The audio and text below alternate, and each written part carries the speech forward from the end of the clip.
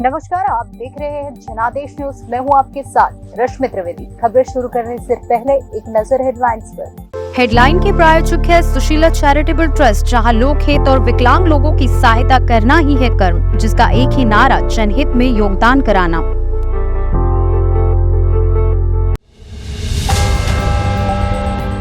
चुनाव से पहले बीजेपी ने किया कमेटी का गठन, रूठे नेताओं से पार्टी में वापसी के लिए करेगी बातचीत। चीन पर नेहरू नहीं पटेल की नीति अपनाएंगे, शर्त पर पाक से बात नहीं, विदेश मंत्री एस जयशंकर का सख्त संदेश। ट्रकों की हड़ताल से होगी जरूरी सामान की किल्लत, जेब पर पड़ेगा सीधा असर, पेट्रोल पंप पर लंबी कतार। आज ही के दिन हुई थी भारत रत्न देने की शुरुआत, जाने किसे दिया जाता है यह सम्मान। उपचुनाव से पहले कांग्रेस प्रत्याशी के अपहरण का आरोप, पिता बोले जबरन गाड़ी में डाल के ले गए, फोन भी बंद आ रहा। उत्तराखंड में बहारी के लिए खेती की जमीन खरीदने पर बैन क्यों लगा, समझेंगे पूरी बात। अब खबरें विस्तार से। राम मंदिर और लोकसभा चुनाव को लेकर आज बीजेपी के दिग्गज नेताओं में अहम बैठक हुई। इस बैठक में राम मंदिर की तैयारियों के साथ ही आने वाले लोकसभा चुनाव की रणनीति पर भी चर्चा हुई। इसके साथ ही लोकसभा चुनाव से पहले कुछ अहम फैसले भी लिए गए। लोकसभा चुनाव 2024 का बिगुल बज चुका है। कांग्रेस गठबंधन इंडिया की बैठक के बाद आज बीजेपी ने लोकसभा चुनाव की रणनीति को लेकर बैठक की है। इस बैठक में बीजेपी ने कमेटी का गठन किया है। सूत्रों की माने तो इस बैठक में पार्टी से असंतुष्ट नेताओं को लेकर चर्चा हुई। दरअसल चुनाव से पहले पार्टी अपने घर को मरम्मत करने का प्लान कर रही है। दरअसल चुनाव से पहले पार्टी अपने असंतुष्ट नेताओं से बातचीत करेगी, जिससे वो लोकसभा चुनाव में ज्यादा से ज्यादा सीटों पर जीत दर्ज कर सके। चुनाव से पहले हुई इस बैठक में एक कमेटी का गठन किया गया है, जो लोकसभा चुनाव से पहले पार्टी से रूठे हुए नेताओं को फिर से पार्टी में शामिल करने की कोशिश करेगी। कमेटी हर नेताओं से बात करेगी और उनकी संतुष्टि का कारण पता करेगी, जिसके बाद उस पर चर्चा की जाएगी और उस कारण को खत्म करके असंतुष्ट नेताओं की पार्टी में वापसी की जाएगी। विदेश मंत्री एस जयशंकर ने पाकिस्तान, चीन और कनाडा को सख्त लहजे में संदेश दिया है। उन्होंने कहा है कि पाकिस्तान से शर्तों पर बात नहीं होगी। वहीं कनाडा में बढ़ती खालिस्तानी ताकतों को लेकर कहा कि ये न भारत के लिए ठीक है और न ही कनाडा के लिए। विदेश मंत्री एस जयशंकर ने पाकिस्तान को आड़े हाथ लिया है। उन्होंने कहा है कि पाकिस्तान आतंकवाद के पीछे है। वो सीमा पार से आतंकवाद के जरिए भारत पर बातचीत के लिए दबाव बनाने की कोशिश कर रहा है। हम पाकिस्तान से बात करेंगे, लेकिन उसकी शर्तों के आधार पर नहीं। पाकिस्तान के अलावा उन्होंने कनाडा को भी सख्त संदेश दिया है। विदेश मंत्री ने कहा है कि कनाडा में खालिस्तानी ताकतें मजबूत हो रही है और ये ना तो भारत के हित में है और ना ही कनाडा के हित में है। विदेश मंत्री ने एक न्यूज एजेंसी से बात करते हुए इंटरव्यू में कई मुद्दों पर अपनी बात रखी। पाकिस्तान से बातचीत के सवाल पर उन्होंने कहा, पाकिस्तान लंबे समय से सीमा पार से आतंकवाद का इस्तेमाल भारत पर बातचीत के लिए दबाव बनाने के लिए कर रहा है। ऐसा नहीं है कि हम अपने पड़ोसी के साथ बातचीत नहीं करेंगे, लेकिन हम उन शर्तों के आधार पर बातचीत नहीं करेंगे जो पाकिस्तान ने रखी है, जिसमें बातचीत की मेज पर लाने के लिए आतंकवाद की प्रथा को वैध और प्रभावी माना जाता है। चीन के मुद्दे पर सरदार पटेल की नीति पर काम कर रही सरकार एस जयशंकर ने भारत के चीन के साथ संबंध पर भी बात रखी। उन्होंने कहा कि नेहरू ने चाइना फर्स्ट की पॉलिसी पर काम किया। शुरुआत से ही नेहरू और सरदार पटेल के बीच चीन को कैसे जवाब दिया जाए, इस मुद्दे पर मतभेद रहा। मोदी सरकार चीन से निपटने में सरदार पटेल द्वारा शुरू की गई यथावाद की धारा के मुताबिक ही काम कर रही है। हमने ऐसे रिश्ते बनाने की कोशिश की है जो आपसी संबंधों पर आधारित हो। जब तक उस पारस्परिकता को मान्यता नहीं दी जाती, इस रिश्ते का आगे बढ़ना मुश्किल होगा। भारत कनाडा संबंधों और खालिस्तानी मुद्दों पर विदेश मंत्री जयशंकर ने कहा, मुख्य मुद्दा यह है कि कनाडा की राजनीति में खालिस्तानी ताकतों को बहुत जगह दी गई है और उन्हें ऐसी गतिविधियों में शामिल होने की छूट दी गई है जिससे संबंधों को नुकसान पहुंच रहा है। मुझे लगता है कि ये न भारत के हित में है और ना ही कनाडा के हित में। हर देश चाह रहा है कि पीएम मोदी करे वहां का दौरा। जी हाँ, क्या भारत विश्वमित्र बन गया है और अपने विचार दुनिया पर थोप रहा है? इस सवाल के जवाब में विदेश मंत्री ने कहा कि मुझे नहीं लगता कि हम अपने विचार किसी पर थोप रहे हैं। हमें अधिक प्रासंगिकता से देखा जाता है। हमें कई परिणामों को प्रभावित करने की क्षमता के रूप में देखा जाता है। बहुत से नेता भारत आना चाहते हैं। एक विदेश मंत्री के रूप में मेरी बड़ी चुनौतियों में से एक यह समझना है कि प्रधानमंत्री हर साल दुनिया के हर देश का दौरा क्यों नहीं कर सकते, जबकि हर कोई चाहता है कि वे उनके देश का दौरा करें। भारत शब्द की बहस पर क्या बोले विदेश मंत्री? तो भारत शब्द को लेकर चल रही बहस पर विदेश मंत्री एस जयशंकर ने कहा, अभी बहुत सक्रिय बहस चल रही है। कई मायनों में लोग उस बहस का इस्तेमाल अपने संकीर्ण उद्देश्यों के लिए करते हैं। भारत शब्द का सिर्फ एक सांस्कृतिक सभ्यतागत अर्थ नहीं है, बल्कि यह आत्मविश्वास है, पहचान है, और आप खुद को कैसे समझते हैं और दुनिया के सामने क्या शर्तें रख रहे हैं, यह भी है। यह कोई संकीर्ण राजनीतिक बहस या ऐतिहासिक सांस्कृतिक बहस नहीं है, यह एक मानसिकता है। अगर हम वास्तव में अगले 25 वर्षों में अमृत काल के लिए गंभीरता से तैयारी कर रहे हैं और विकसित भारत की बात कर रहे हैं, तो यह तभी संभव हो सकता है जब आप आत्मनिर्भर भारत बने। आ रही है एस जयशंकर की किताब वाई भारत मैटर्स। बता दें कि विदेश मंत्री एस जयशंकर की किताब वाई भारत मैटर्स आ रही है। अपनी किताब के बारे में विदेश मंत्री ने बताया कि मेरे अंदर के राजनयिक के पास अपने क्षेत्र का ज्ञान और अनुभव है। मेरे अंदर का राजनेता लोगों से इस पर बात करने की आवश्यकता महसूस करता है। दो गाथाएं या कहानियां जिनके साथ हम सभी बड़े हुए हैं, वे रामायण और महाभारत है। हम अक्सर रूपकों, स्थितियों और तुलनाओं का बहुत उपयोग करते हैं। हमारे सामान्य जीवन के बारे में अगर मैं बात करूं, तो मैं वहां से कुछ संदर्भ ला सकता हूं। जब हम दुनिया पर चर्चा करते हैं, तो क्या हम ऐसा करने के बारे में सोच सकते हैं? मैंने कोशिश की है कि एक थीम लेकर उसे रामायण की प्रासंगिकता देने का प्रयास किया जाए। ट्रक ड्राइवर की हड़ताल का असर अब आम आदमी की जेब पर पड़ सकता है, क्योंकि ट्रक बसों की हड़ताल से आवश्यक वस्तुओं की किल्लत हो सकती है। इसी बीच पेट्रोल पंप पर भारी भीड़ देखी जा रही है। ड्राइवरों की हड़ताल से जुड़े सभी सवालों के जवाब अब जानें। देश भर में नए हिट एंड रन कानून के विरोध में बस और ट्रक ड्राइवर की हड़ताल आज भी जारी है। दिल्ली, महाराष्ट्र, मध्य प्रदेश, राजस्थान, छत्तीसगढ़ समेत कई राज्य में ट्रक ड्राइवर हड़ताल कर रहे हैं। हड़ताल की वजह से पेट्रोल पंप पर लोगों की भारी भीड़ देखी जा रही है। कई शहरों में पेट्रोल डीजल की कमी भी हो रही है। दिल्ली में बसों और ट्रकों की कतारें लगी हुई है। यात्री परेशान हो रहे हैं, लेकिन बस ड्राइवर चलने को तैयार ही नहीं है। जानकारी के मुताबिक देश भर में 3 दिनों में हड़ताल बुलाई गई है। ट्रक ड्राइवर की इस हड़ताल का असर आम आदमी की जेब पर पड़ सकता है। हड़ताल की वजह से खाद्यान्न, दवाइयाँ और रसोई गैस जैसी आवश्यक वस्तुओं की किल्लत हो सकती है। क्यों हड़ताल पर बैठे ट्रक ड्राइवर? अगर ये सवाल पूछा जाए तो गौरतलब है कि भारतीय न्याय संहिता 2023 में हुए संशोधन के बाद हिट एंड रन के मामलों में दोषी ड्राइवर पर 7 लाख रुपए तक का जुर्माना और 10 साल तक कैद का प्रावधान है। इस संशोधन का all India motor transport Congress AIMTC ने भी विरोध किया है। AIMTC के अध्यक्ष अमृतलाल मदान ने कहा है कि यह नियम आने के बाद भारी वाहन चालक अपनी नौकरियां छोड़ रहे हैं। उन्होंने कहा कि भारतीय न्याय संहिता 2023 में एक्सीडेंट में दोषी वाहन चालकों को 10 साल की सजा का प्रावधान है, जो कि हमारे परिवहन उद्योग को खतरे में डाल रहा है। भारत की सड़क परिवहन बिरादरी भारतीय न्याय संहिता 2023 के तहत हिट एंड रन के मामले पर प्रस्तावित कानून के तहत कठोर प्रावधानों के संबंध में सहमति नहीं जताती है। हिट एंड रन मामलों को IPC की धारा 779 यानी लापरवाही से वाहन चलाना, 304A यानी लापरवाही के कारण मौत और 338 यानी जान जोखिम में डालने के तहत केस दर्ज किया जाता है।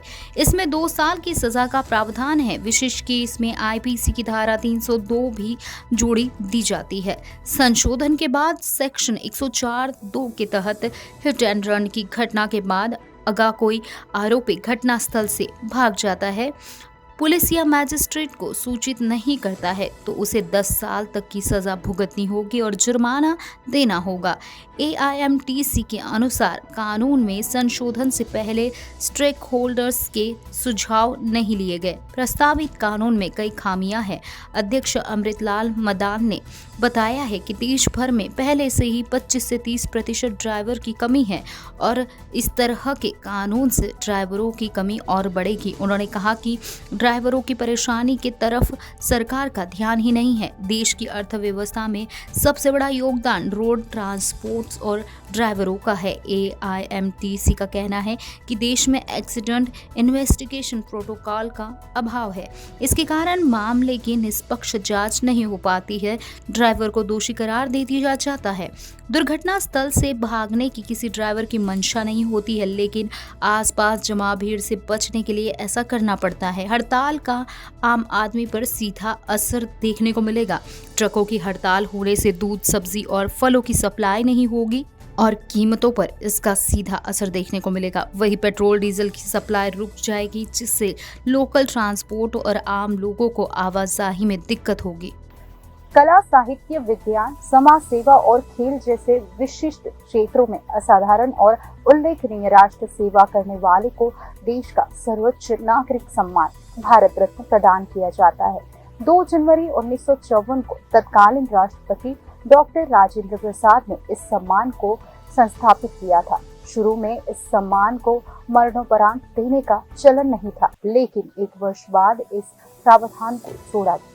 भारत के पहले राष्ट्रपति डॉक्टर राजेंद्र प्रसाद ने आज ही के दिन यानी 2 जनवरी 1954 को भारत रत्न को संस्थापित किया था। देश का सबसे बड़ा नागरिक सम्मान भारत रत्न है।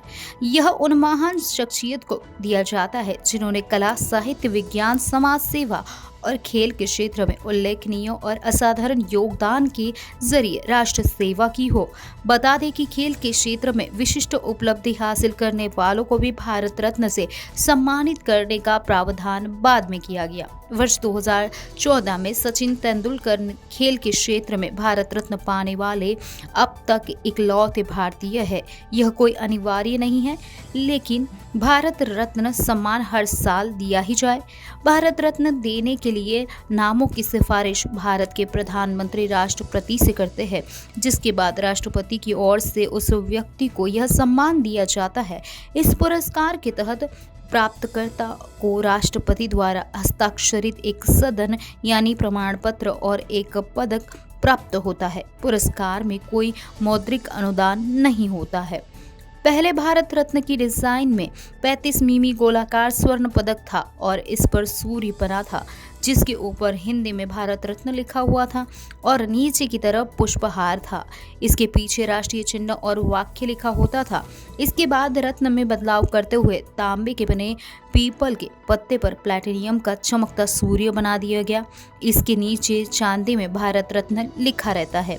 भारत रत्न से सम्मानित हस्तियों के बारे में अगर बात करें तो 2019 में प्रणब मुखर्जी और 2019 में ही भूपेन हजारिका, नानाजी देशमुख और 2015 में मदन मोहन मालवीय, वही 2015 में दूसरी ओर अटल बिहारी वाजपेयी, 2014 में सचिन तेंदुलकर और CNR राव, 2008 में पंडित भीमसेन जोशी, 2001 में लता दीनानाथ मंगेशकर, उस्ताद बिस्मिल्लाह खान और 1999 में प्रो अमर्त्य सेना, वही लोकप्रिय गोपीनाथ बोरदोलोई और आगे का नाम है लोकनायक जयप्रकाश नारायण। उसी तरह पंडित रविशंकर।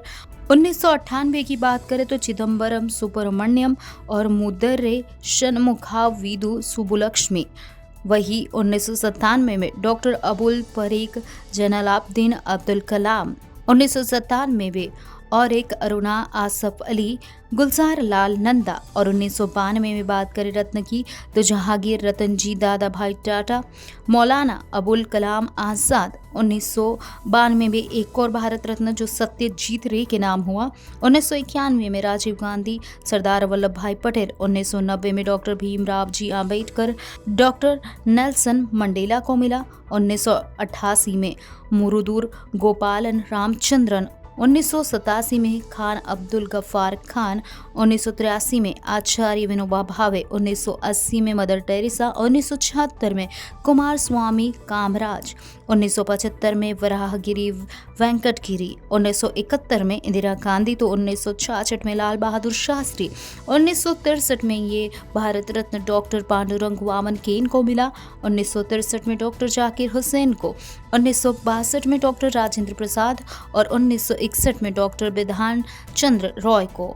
वहीं दूसरी ओर पुरुषोत्तम दास टंडन को 1958 में भारत रत्न मिला, डॉक्टर धोंडे केशव कर्वे को 1957 में गोविंद बल्लभ पंत को, वही 1995 में डॉक्टर भगवान दास और जवाहरलाल नेहरू को, और साथ ही साथ डॉक्टर मोक्षगुंडम विवेश्वराय को 1954 में चक्रवर्ती राजगोपालाचारी को, और वही दूसरी ओर डॉक्टर चंद्रशेखर वेंकटरमन को, साथ ही साथ डॉक्टर सर्वपल्ली राधाकृष्णन को भी भारत रत्न से नवाजा गया।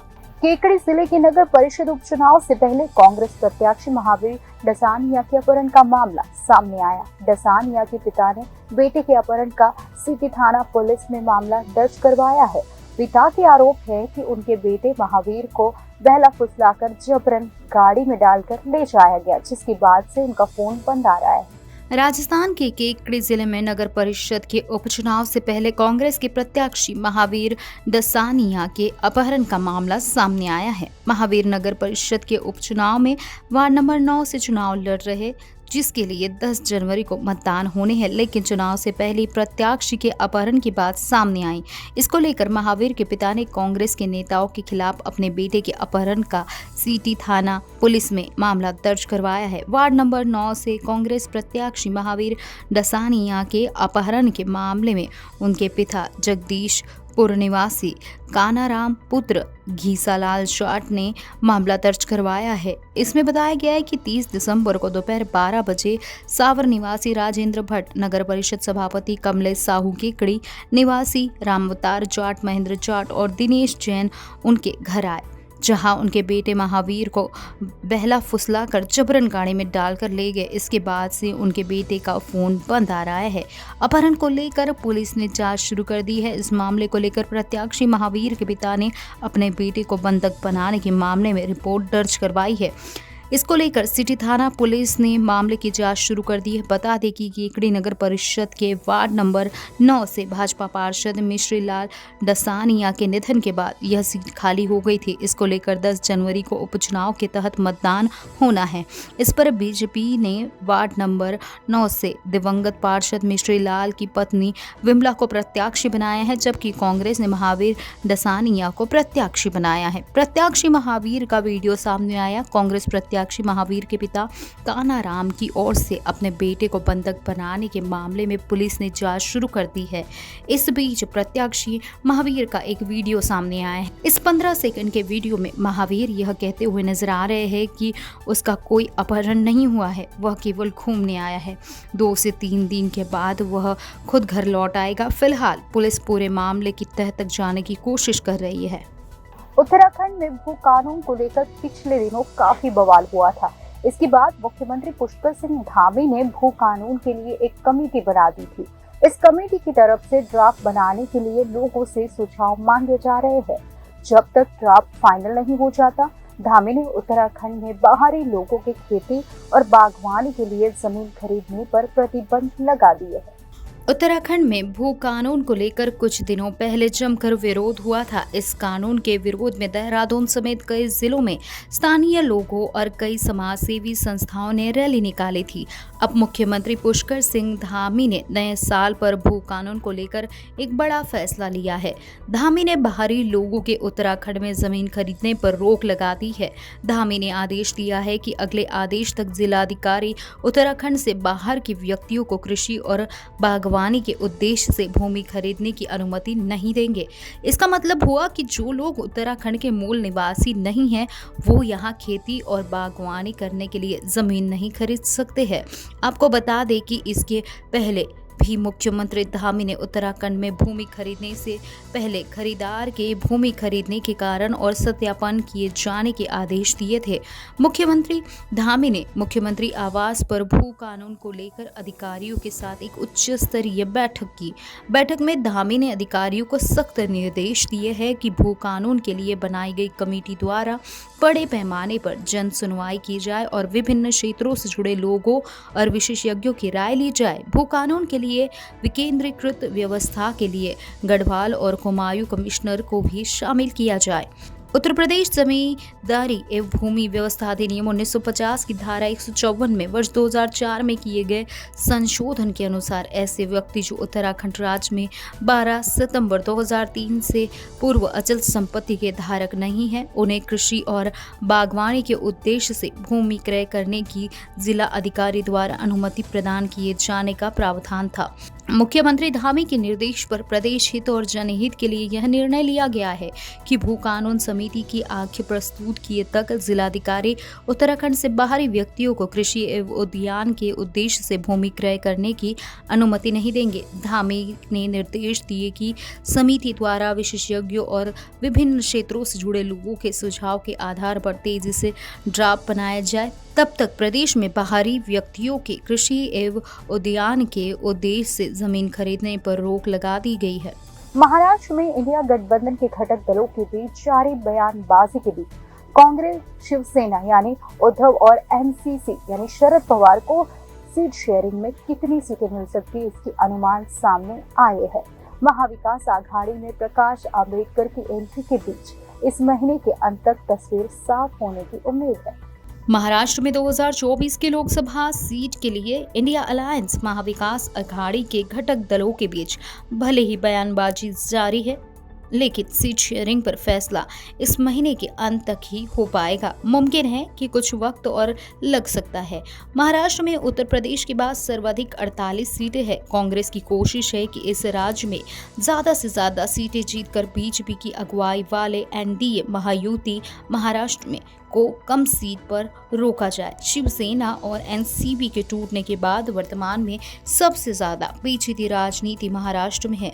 2024 में चुनाव में जहां एक मुकाबला कांग्रेस और बीजेपी के बीच होगा, तो वही महाराष्ट्र में दूसरा मुकाबला शिवसेना और एनसीबी के दोनों खेमों के बीच खुद को आगे रखने के लिए होगा। मिली जानकारी के अनुसार महाराष्ट्र में कांग्रेस को 20 से अधिक सीट पर चुनाव लड़ना है। सीटों की संख्या के मामले में दूसरे स्थान पर शिवसेना यानी उद्धव बाला साहेब ठाकरे की पार्टी होगी। इसके बाद शरद पवार की अगुवाई वाली एनसीबी और फिर प्रकाश अंबेडकर को वंचित बहुजन आघाड़ी होगा। प्रकाश अंबेडकर इंडिया अलायंस में आने पर 2 सीटें मिल सकती हैं। महाराष्ट्र कांग्रेस के सहप्रभारी आशीष दुवान के अनुसार सीट शेयरिंग कोई आसान प्रक्रिया नहीं है। घटक दलों की तरफ से बयानबाजी लाजमी है, हर दल अधिक सीटें चाहे, लेकिन सीट शेयरिंग में कई सारे पैरामीटर शामिल हैं। मसलन अगर कोई पार्टी किसी सीट पर अपना दावा रख रही है तो उसका आधार क्या है, उस लोकसभा क्षेत्र में उस पार्टी के कितने विधायक है, पूर्व में कैसा प्रदर्शन रहा है, उम्मीदवार कौन है, जातीय समीकरण क्या है। इसके अलावा वहां पार्टी के विधायक नहीं है तो जिला पंचायत और नगर पंचायत में क्या उसकी मौजूदगी है। दुआ कहते हैं ये सब वे फैक्टर है जिनके आधार पर सीट का फैसला होगा। दुआ ने कहा कि कांग्रेस पार्टी नेतृत्व ने सीट शेयरिंग के लिए 5 सदस्यीय कमेटी बनाई है। इसमें अशोक गहलोत, भूपेश बघेल, सलमान खुर्शीद और मुकुल वासनिक के साथ मोहन प्रकाश शामिल है। इस कमेटी में महाराष्ट्र प्रदेश कांग्रेस समिति के नेताओं से बातचीत पूरी की गई है। यह कमेटी अपनी रिपोर्ट कांग्रेस नेता राहुल गांधी और मल्लिकार्जुन खड़गे को सौंपेगी। इसके बाद घटक दलों के साथ सीट शेयरिंग पर आगे की बात होगी। दुआ ने कहा कि हमारा पूरा फोकस बीजेपी को हराने पर है। इस पर सभी घटक दल की भी एक मत है। ऐसे में मजबूती औश ही मुख्य फैक्टर है। निश्चित तौर पर वर्तमान में कांग्रेस पार्टी राज्य में एकजुट है। विधानसभा में सबसे ज्यादा विधायक कांग्रेस के पास है। कांग्रेस ने 2019 में लोकसभा चुनाव में शरद पवार की एनसीबी के साथ मिलकर लोकसभा चुनाव लड़ा था। तब कांग्रेस 25 सीट पर लड़ी थी, एनसीबी को 19 सीट पर लड़ना था। दोनों को कुल 5 सीटें मिली थी। इनमें कांग्रेस को 1 और एनसीपी को 4 सीटें मिली थी। अब कांग्रेस की कोशिश है कि एमवीए के घटक शिवसेना और प्रकाश अंबेडकर की पार्टी वंचित बहुजन आघाड़ी को भी एडजस्ट किया जाए। ऐसे में कांग्रेस के 20 और शिवसेना यानी यूबीटी के 16 से 18 और शरद पवार की अगुवाई एनसीपी के 6 से 7 सीटों पर लड़ने की उम्मीद की जा रही है। वंचित बहुजन आघाड़ी के 2 सीटें मिल सकती है। 2014 के चुनाव में वंचित बहुजन आघाड़ी को 1 सीट पर जीत मिली थी। पाकिस्तान ने जम्मू कश्मीर में सैयद अली शाह गिलानी की पार्टी तहरीक-ए-हुर्रियत पर बैन लगाने के भारत के फैसले की आलोचना की है। पाकिस्तान ने कहा है कि भारत मानवाधिकार का उल्लंघन कर रहा है। पाकिस्तान ने यह बयान तब दिया है जब वह खुद बलूचों के आंदोलन को कुचलने में जुटी है। जम्मू कश्मीर में सक्रिय तहरीक-ए-हुर्रियत संगठन पर भारत सरकार ने बैन लगाने के बाद पाकिस्तान बौखला गया है। तहरीक-ए-हुर्रियत का गठन पाकिस्तान के पालतू सैयद अली शाह गिलानी ने किया था। अमित शाह के नेतृत्व वाले भारत के केंद्रीय गृह मंत्रालय ने यूएपीए के तहत तहरीक-ए-हुर्रियत पर बैन लगाया है। साल 2018 के बाद कश्मीर में यह ऐसा छठा संगठन है जिस पर केंद्र सरकार ने बैन लगाया है। भारत के इस एक्शन के बाद पाकिस्तान के विदेश मंत्रालय ने इसकी निंदा की है। बलूचों के ऊपर लाठियां बरसाने वाले पाकिस्तान ने कहा है कि गिलानी की पार्टी के ऊपर बैन लगाना मानवाधिकारों का उल्लंघन है। पाकिस्तान के विदेश मंत्रालय ने सोमवार को एक बयान जारी करके कहा है कि यह एक सप्ताह के अंदर दूसरा ऐसा कश्मीरी संगठन है जिस पर पाकिस्तान सरकार ने बैन लगाया है। इससे पहले मसरत आलम की पार्टी मुस्लिम जम्मू कश्मीर को भी भारत की गैर कानूनी करार दिया था। पाकिस्तान ने कहा है कि इस बैन के साथ ही कुल प्रतिबंधित पार्टियों की संख्या 6 हो गई है। पाकिस्तान ने कहा है कि तहरीक-ए-हुर्रियत का गठन सैयद अली शाह गिलानी ने किया था, जिनकी साल 2021 में नजरबंदी के दौरान मौत हो गई थी। बलूचों के अधिकारों को सेना के बूटों के तले रौंदने वाले पाकिस्तान ने आरोप लगाया है कि भारत कश्मीरी लोगों के साथ अन्याय कर रहा है और विरोध करने वाले आवाज़ों को दबाया जा रहा है। हिंदुओं को अधिकार नहीं देने वाले पाकिस्तान ने यह भी आरोप लगाया है कि यह लोकतांत्रिक मानकों, अंतर्राष्ट्रीय मानव अधिकारों और मानवीय कानून का उल्लंघन है। पाकिस्तान ने भारत से कश्मीर में प्रतिबंध हटाने के लिए कहा। इससे पहले केंद्रीय गृह मंत्री ने तहरीक-ए-हुर्रियत पर गैर कानूनी गतिविधि रोकथाम कानून के तहत प्रतिबंध लगा दिया था। तहरीक-ए-हुर्रियत का गठन साल 2004 में सैयद अली शाह गिलानी ने किया था। पाकिस्तान के पालतू गिलानी ने जमात-ए-इस्लामी से अपना रास्ता अलग करते हुए तहरीक-ए-हुर्रियत नाम से नई पार्टी बनाई थी। इसमें जमात-ए-इस्लामी से ज़्यादातर सदस्य शामिल हुए थे। इससे पहले भारत सरकार दुख्तान-ए-मिल्लत, जमात-ए-इस्लामी, यासीन मलिक की party JKLF, democratic freedom party और मुस्लिम लीग को गैरकानूनी घोषित कर चुकी है। इससे पाकिस्तान के अलगाववादी मंसूबों को करारा झटका लगा है। घरेलू शेयर मार्केट आज गिरावट के साथ खुला और दिन चढ़ने के साथ इसमें गिरावट ही बढ़ती जा रही है। सुबह 11:15 पर BSE सेंसेक्स में 575 अंक की गिरावट पर था, जबकि निफ्टी में करीब 150 अंक की गिरावट आई। सोमवार को भी मार्केट गिरावट के साथ खुला था, लेकिन अंत में मामूली तेजी के साथ बंद भी हुआ था। घरेलू शेयर मार्केट आज गिरावट के साथ खुला और दिन चढ़ने के साथ इसमें गिरावट भी बढ़ती जा रही है। सुबह 11:20 पर BSE सेंसेक्स में 550 अंक की गिरावट के साथ 71,724 अंक पर था, जबकि निफ्टी में करीब 150 अंक की गिरावट आई है। सोमवार को भी मार्केट गिरावट के साथ खुला था, लेकिन अंत में मामूली तेजी के साथ बंद हुआ। कारोबार के दौरान सेंसेक्स और निफ्टी रिकॉर्ड हाई पर पहुंचे थे, लेकिन एशियाई बाजारों से मिल रहे नकारात्मक संकेतों के कारण मंगलवार को घरेलू शेयर मार्केट में गिरावट आई। खासकर बैंकिंग और IT शेयरों में काफी गिरावट दिख रही है। सन फार्मा, भारती एयरटेल और बजाज फाइनेंस को छोड़कर सेंसेक्स के सभी शेयरों में गिरावट आई है।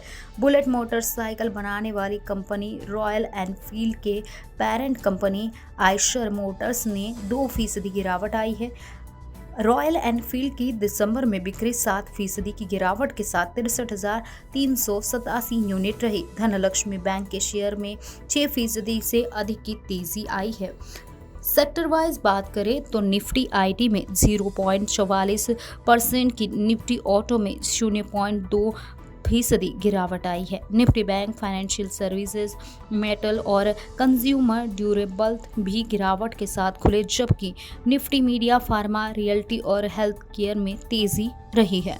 इसी बीच ब्रॉडर मार्केट में निफ्टी मिड कैप 100 में से 0.1% और निफ्टी स्मॉल कैप 100 में से 0.4% तेजी रही। जियोजीत फाइनेंशियल सर्विसेज के chief investment strategist Vijay Kumar ने कहा कि डॉलर और यूएस बॉन्ड यील्ड में गिरावट के इक्विटीज के लिए अनुकूल माहौल बना है। 2024 में एफआईआई इन्फो में तेजी आने की उम्मीद है। इससे खासकर बैंकिंग में लार्ज कैप कंपनियों के शेयर में तेजी आ सकती है। अन्य एशियाई बाजार में दक्षिण कोरिया का कॉस्पी, हांगकांग का हैंग सेंग और चीनी का शंघाई कंपोजिट नुकसान में है। नववर्ष के अवसर पर सोमवार को एशियाई, अमेरिकी और यूरोपीय बाजार बंद थे। वैश्विक तेल मानक ब्रेड क्रूड 1.65% की बढ़त के साथ 78.31 प्रति डॉलर बैरल पर कारोबार कर रहा था। शेयर बाजार के आंकड़ों के अनुसार विदेशी संस्थागत निवेशकों यानी एफआईआई ने सोमवार को 855.80 करोड़ रुपए के शेयर बेचे। आम लोगों के बीच इनकम टैक्स रिटर्न दाखिल करना एक हवा बना हुआ है। तभी तो 140 करोड़ जनसंख्या वाले देश में कभी 5 करोड़ आईटी रिटर्न भी दाखिल नहीं होते थे। पिछले कुछ वर्षों में इसमें तेजी दिखाई दी है। इस साल इसकी संख्या 8 करोड़ के पार चली गई है। सरकार लोगों को इनकम टैक्स रिटर्न दाखिल करने के लिए अरसे से प्रोत्साहित कर रही है। शुरुआत में इसका असर नहीं दिख रहा था और सालों साल आईटी रिटर्न दाखिल करने वालों की संख्या 5 करोड़ के आंकड़े को भी पार नहीं कर पाई थी, लेकिन अब स्थिति में सुधार दिख रहा है। तभी तो असेसमेंट ईयर यानी एवाई 2023 और 24 के लिए 31 दिसंबर 2023 तक रिकॉर्ड 8.18 करोड़ आयकर रिटर्न यानी आईटीआर दाखिल कर दिए गए हैं। यह पिछले वित्त वर्ष की समान अवधि में दाखिल 7.51 करोड़ आईटीआर से 9% ज़्यादा है। यदि हम सिर्फ डायरेक्ट टैक्स कलेक्शन की बात करें तो इस मद से सरकार की झोली में रिकॉर्ड पैसे आए हैं।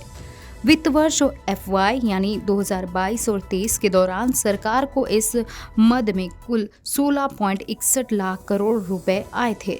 यह एक साल पहले के 14.12 लाख करोड़ रुपए की तुलना में 17.63% की बढ़ोतरी है। हालांकि सरकार ने बीते वर्ष के लिए बजट में 24.20 लाख करोड़ रुपए की कलेक्शन का ही अनुमान लगाया था।